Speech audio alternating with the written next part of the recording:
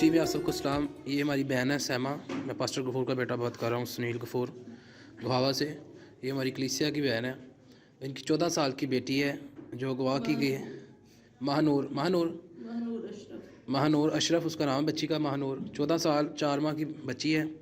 अगवा किया गया और 45 साल के आदमी के साथ उसकी निकाह कर दिया गया ज़बरदस्ती। तो ये हमारी बहन बहुत परेशान है और ज़रूरत है कि हम दुआ में याद रखें और बहन की जो जितना हो सके आप सपोर्ट करें, आगे वीडियो को शेयर करें।